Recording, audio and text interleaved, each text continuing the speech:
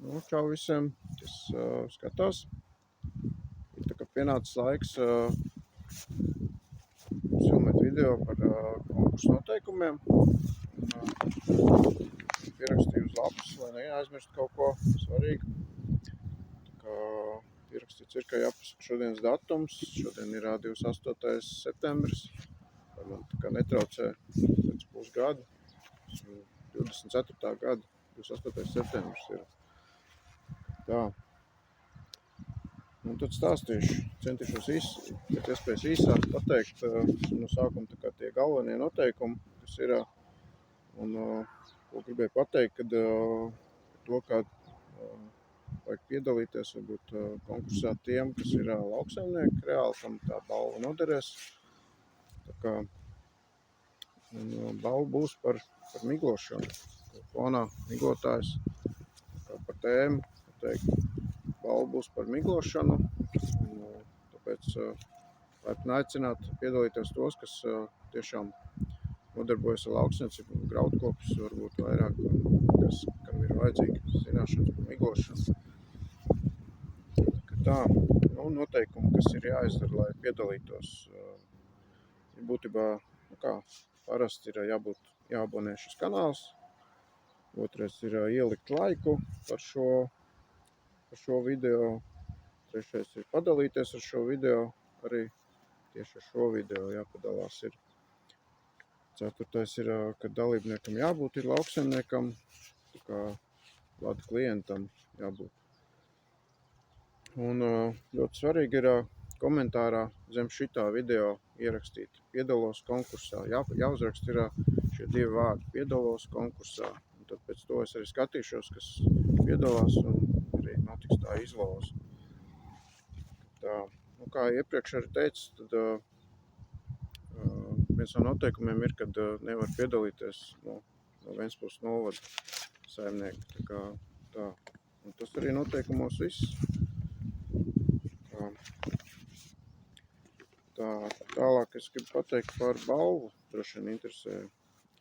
Balva nebūs parasta. To nevarēs ne apēst, ne uzvilkt, ne aprakt. Tā kā balva būs informācija par miglošanu, informācijas kopums.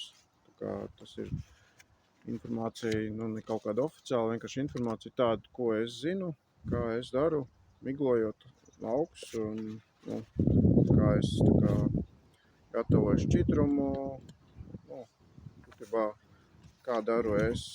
Tas nav kaut kas perfektais, vienkārši ir uzkrāta pieredze, 5 gadu pieredze par šo miglošanas tēmu. Un kāpēc es to zināšanas novērtēju tik vērtīgas? Es viņus novērtēju tāpēc, ka tu var ietaupīt ļoti daudz naudas tā miglojot, kā daru es. Un tāpēc arī tā vērtība. Tā informācija būtībā ir tā, ka ar lauksaimniekiem tā informācijas apmaiņa nav baigi lielā. Tā kā katrs ir kaut ko atkods un to arī patur pie sevim. Šajā gadījumā es jau tieši tāpatām daru, bet nolēmu tā kā vienam laimīgajam uzdāvināt tāpatām šo informāciju. Un es domāju, ka ļoti daudz naudiņas varēs ietaupīt, jo, kā piemēru es varu minēt, būtībā manā saimniecībā tas ir apmēram 50% no ķīmijas budžeta tas ietaupa. Un kā piemēru es varu minēt to, kad uz glifosātu, manā saimniecībā kaut 500 hektāru sējumu, un uz glifosātu vien es ietaupu apmēram 5-6 tūkstoši eiro gadā. Tā kā, reāli es iztērēju 5000-6 tūkstoši eiro, bet arī ietaupīju 6 tūkstoši eiro gadā. Līdz ar to tas jau vairs nav maza summa, un tas tikai ir pietiekoši vērtīgi. Un tāpatām vēl viens piemērs ir par to, kad uz vienu citu herbicīdu, vienai kultūrai, ko es biju iesējis 200 hektāru platībā, arī es ietaupīju 4000 eiro tikai tikai uz vienu herbicīdu, pat ne fungicīdiem vai insekticīdiem, tikai uz to vienu herbicīdu 4000 eiro. Nu, tas tā kā ir, man liekas, ļoti daudz. Tā, nu jā, balvā būs tas, kā es to daru, šķidrumu sajaukšana, piedevām, lauku apskati jau esmu aizbraukt uz lauku. Kā parādīšu, pastāstīšu, paši novērtēs nedaudz, kas tur ir. Jā, balvu varēs saņemt viena persona. Nu, nevarēs tā kā braukt esos kolektīvs, bet viena persona un nevarēs filmēt. Tā kā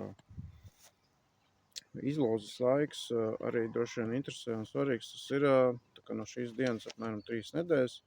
Tas būtu 18. oktobrī būs izloze. Uzfilmēšu šo. Centīšos, lai visiem saprotams, ka tas ir tāda neitrāla tā izloze.